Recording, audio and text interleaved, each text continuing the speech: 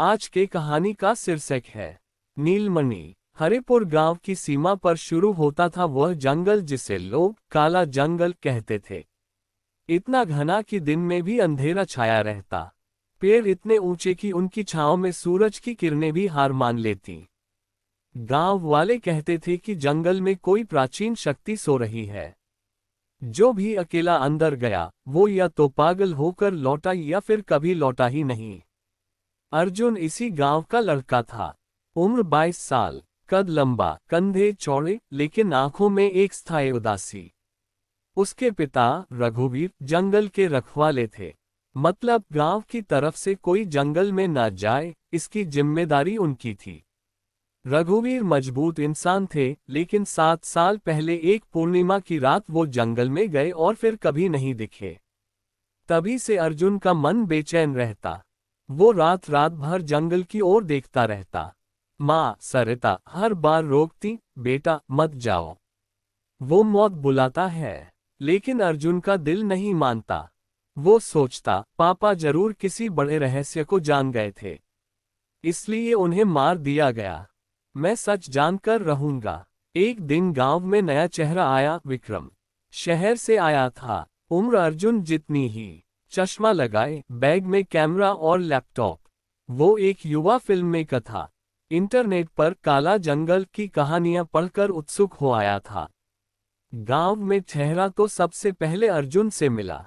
भाई, मैं उस जंगल का सच दुनिया को दिखाना चाहता हूं, विक्रम ने कहा।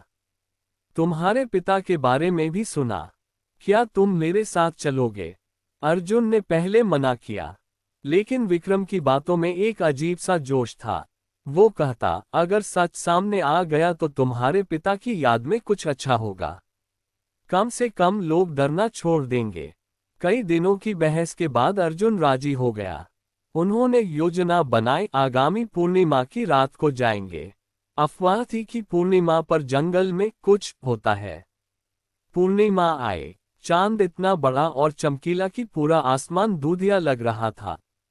अर्जुन ने पुराना बैग तैयार किया, रस्सी, 2 टॉर्च, पानी की बोतलें, चाकू, कुछ सूखा खाना, एक छोटी सी दवा की पोटली और पिता की पुरानी घड़ी जो अब भी चलती थी। विक्रम ने अपना प्रोफेशनल कैमरा, अतिरिक्त बैटरी, ट्राइपॉड, एक डिजिटल रिकॉर्डर और एक छोटा पावर बैंक लिया। रात के 11 बजे दोनों चुपके से गांव छोड़कर जंगल की ओर बढ़े। हवा ठंडी थी, पत्तों की सरसराहट डरावनी लग रही थी। जंगल के मुहाने पर एक पुराना बोर्ड लगा था, खतरा, अंदर जाना मना है। दोनों ने एक दूसरे को देखा और मुस्कुराए। डर लग रहा है? विक्रम ने पूछा। हाँ, अर्जुन ने कहा, लेकिन डर से ज्यादा उत्सुकता है। वे अंदर घुसे। पहले कुछ 100 मीटर रास्ता साफ था, लेकिन फिर पेड़ घने हो गए। टॉर्च की रोशनी में सिर्फ कुछ मीटर आगे दिखता था। जमीन पर पुरानी पत्तियां, टहनियां, कभी कभी कोई जानवर की हड्डी। करीब आधे घंटे चलने के बाद विक्रम रुका। सुन रहे हो? अर्जुन ने कान लगाए। दूर से किसी औरत की सिसकियां आ रही थीं। हल्की, दबी हुई, लेकिन साफ। दोनों ने दिशा पकड़ी और उस ओर बढ़े। जितना पास गए, आवाज उतनी तेज हुई। लेकिन जैसे ही वे एक विशाल बरगद के पेड़ के पास पहुंचे, आवाज अचानक बंद हो गई। विक्रम ने कैमरा घुमाया। यहाँ कुछ है, देखो। टॉर्च की रोशनी में एक पत्थर की मूर्ति दिखी, करीब 4 फीट ऊंची। एक औरत की मूर्ति, आंखें बंद, हाथ जोड़े हुए, चेहरा शांत लेकिन उदास। मूर्ति के नीचे संस्कृत में कुछ लिखा था, लेकिन धुंधला हो चुका था। अर्जुन ने हाथ बढ़ाकर मूर्ति को छुआ। अचानक जमीन हल्के से कांपी। दोनों पीछे हटे। मूर्ति के ठीक सामने जमीन में एक दरार पड़ी और एक छोटा सा छेद खुल गया। अंदर पत्थर की सीढ़ियां नीचे की ओर जा रही थीं। यह क्या है? विक्रम की आवाज कांप रही थी। पापा शायद यहीं आए थे, अर्जुन ने कहा। उसकी आवाज में दृढ़ता थी। दोनों ने एक दूसरे को देखा और फिर सीढ़ियों पर कदम रखा। सीढ़ियां करीब 80 थीं। नीचे पहुंचते पहुंचते दोनों की सांसें तेज हो गई थीं। नीचे एक बड़ा कमरा था, करीब 20 बाय 20 फीट। दीवारों पर प्राचीन चित्रकारी, योद्धा, घुड़सवार, तलवारें और बीच में एक विशाल नीला पत्थर चमकता हुआ। कमरे के बीच में पत्थर का सिंहासन। सिंहासन पर कोई नहीं था, लेकिन उसके सामने एक छोटा लोहे का संदूक रखा था। संदूक पर ताला नहीं था, सिर्फ एक निशान, एक खुली आंख का।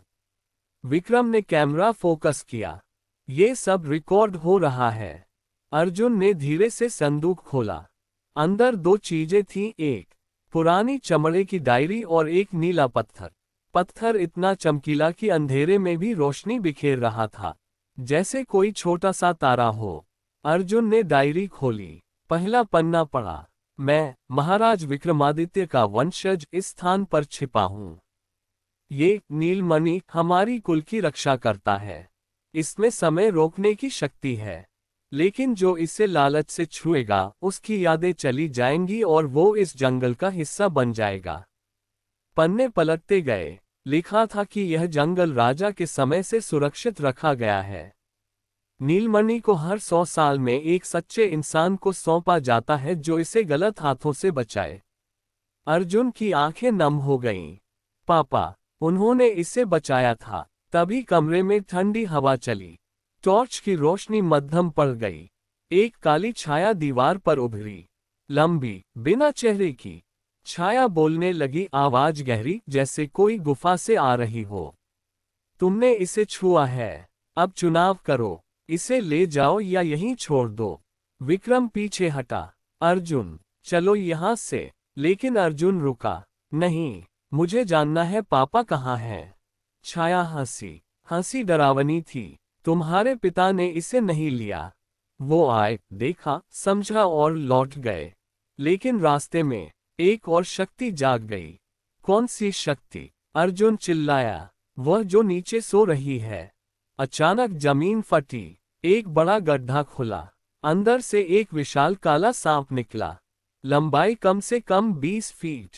आंखें लाल, जीभ कांपती हुई। सांप ने फुफकारा। विक्रम चीखा। कैमरा गिर गया। अर्जुन ने चाकू निकाला, लेकिन वो बेकार था। सांप बहुत तेज था। वो दोनों को घेरने लगा। अर्जुन को डायरी की आखिरी लाइन याद आई, सच्चे दिल से इच्छा करो। नीलमणि सुनता है। अर्जुन ने पत्थर को दोनों हाथों में पकड़ा। आंखें बंद की। मैं चाहता हूं मेरे पिता सुरक्षित हों। ये शक्ति कभी गलत हाथों में न जाए और हम दोनों यहां से जिंदा बाहर निकले। नीलमणि तेजी से चमका। रोशनी इतनी तेज हुई कि सब कुछ सफेद हो गया। सांप चीखा। छाया गायब हो गई। कमरा हिलने लगा। जब रोशनी कम हुई तो सब शांत था। संदूक गायब, सांप गायब, सिर्फ डायरी जमीन पर पड़ी थी। विक्रम की सांसें तेज थीं। हम बच गए। अर्जुन ने डायरी उठाए। आखिरी पन्ने पर नई लाइन लिखी थी, जैसे कोई अभी अभी लिख गया हो। तुमने सही चुनाव किया।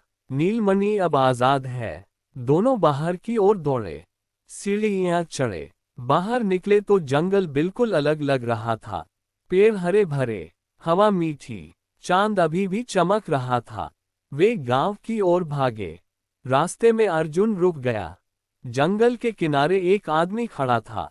सफेद धोती कुर्ता, लंबी सफेद दाढ़ी, आंखों में वही चमक जो अर्जुन की आंखों में थी। पापा, अर्जुन की आवाज टूट गई।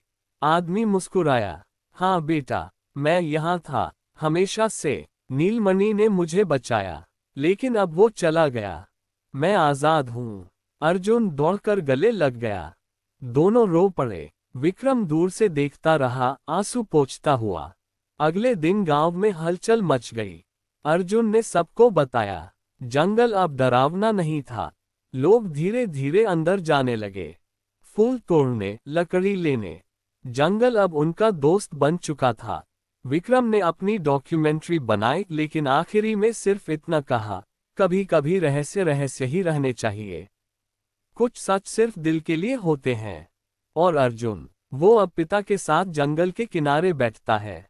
शाम ढलती है, चांद निकलता है, और दोनों बातें करते हैं, पुरानी यादों की, नई उम्मीदों की। जंगल अब चुप है, लेकिन उसकी चुप्पी में अब डर नहीं, सुकून है।